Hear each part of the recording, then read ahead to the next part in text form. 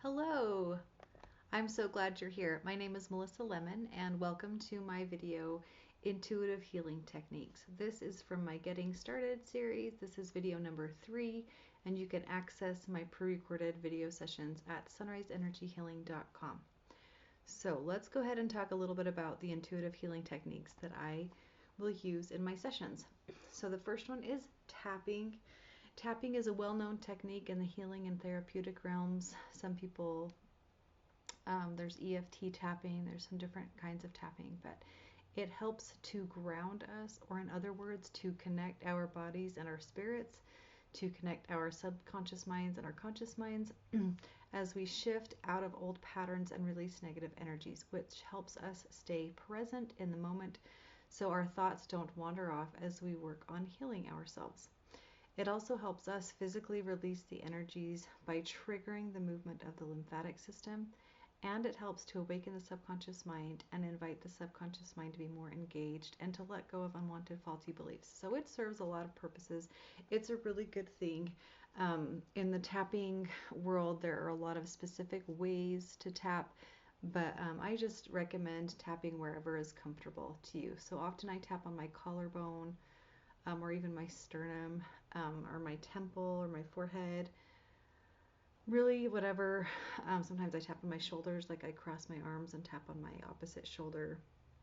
And, it's just kind of whatever is comfortable for you, and it does the job. It's a fabulous technique. Scribbling is another one that we'll use, and I will talk about that a little more in my next video. But we will use scribbling and other forms of movement, like shaking the hands, legs, shaking the body, punching the air, stomping, screaming. We don't have to scream out loud. We can scream in our heads, but sometimes we need to do the energy of a scream to release something. Dancing, etc. Moving our bodies is a great way to release trapped energies from our bodies. It is one of the things that works really well. This is called kinesthetic transmutation. It's the process of morphing the energy of something or shifting out of a certain energy through physical movement. One of my favorite ways to do this is through my mind, so no actual movement of the physical body is involved. I actually picture sometimes that I kind of take my energies to Jesus, who is kind of the keeper of this fire, and he takes the energy and he burns it, and he himself morphs it or changes it into something beautiful. Beauty for ashes, and sometimes I just visualize that. So lots of different ways that we can use this, but kinesthetic transmutation is the process of changing or shifting out of energy by moving our own physical bodies. Okay, breathing.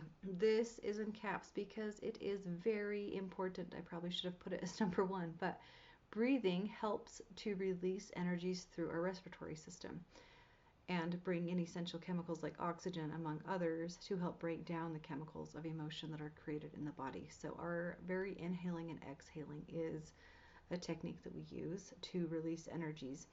If all you do is breathe constantly and deeply through my sessions, you will release a lot. So highly encourage that. Yawning. So when you hear me yawn or see me yawn in one of my videos, it's because I just released something, and you might begin to feel that as well. That might be one of the ways you notice that you release energies really easily. I'll get a big deep breath, I'll yawn, and that to me just means that I just released an energy. So that is a technique. Another technique I use in my sessions is asking angels and or our higher power to help out. This is important because we can't do this work alone. Our bodies cannot heal without being connected to the creator of our miraculous self-healing bodies. He's the one who made them. He knows the best about how to do this. At times we may call on angels to sit within comfort, to break down and vacuum out yucky, stubborn energies, and to keep a record of everything we release, among other things. Whatever comes to mind that is the most helpful, that's what we will ask these angels and our higher power to do when it comes up. We may also call on Jesus for specific things or ask God for specific blessings and bestowals. To be clear, we trust that He will give whatever we ask that is good according to His will. God is the boss, the end all, be all of whatever I do. I trust in Him as I help your body learn how to heal again. I trust myself to stay connected to Him throughout my sessions, to know what my clients need specifically, and I trust you to know what you need specifically as you stay connected to your higher power and your intuition, because there are things that I may miss. I'm not perfect. There's things I'm going to miss. And so as you stay connected to your higher power and your intuition, it will just make this work that more effective. So visualization is another technique I use. Our minds are so powerful. In my sessions, I will be visualizing a lot. It helps me to stay on track. It helps me to believe in what we're doing because I have seen it in my mind. You may not see everything in the same way that I do. I happen to have a very vivid imagination, and that is okay. You may not even see anything at all. Just think about what we're doing, and that will be plenty powerful. And I just wanted to mention here that, like, we do use our imagination, and that doesn't mean that it's not really happening, if that makes any sense. We're using the power of our imagination to make things happen on an energetic level. So even though it may seem like we're making it up, sometimes that's actually a good sign, because we are creating these healing moments in our lives through the power of our minds.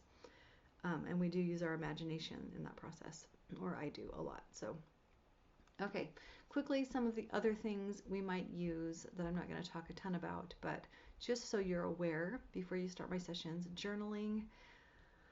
I might, say, we're going to stop and we're going to journal for a couple of minutes in one of my videos on a specific thing.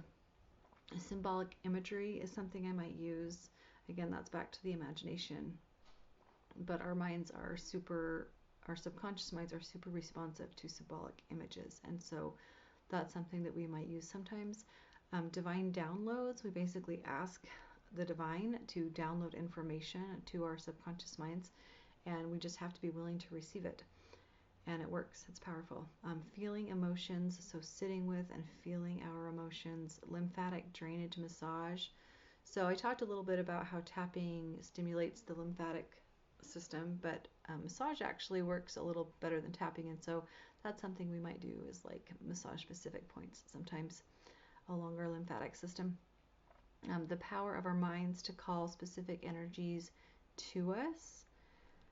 Thought or belief work, among others. So my biggest tip is just to follow along and be intuitive. There may be things that come to your mind, and if that happens, I encourage you to pause the video and follow the wisdom of your own intuition, because you are the boss of you, and you know best what you need in any given moment. So, all right, that is it for my intuitive healing techniques video, getting started number 3. If you have questions or comments, please email me, Melissa Lemon, at sunriseenergyhealing@protonmail.com, and you can access, again, my pre-recorded sessions at sunriseenergyhealing.com.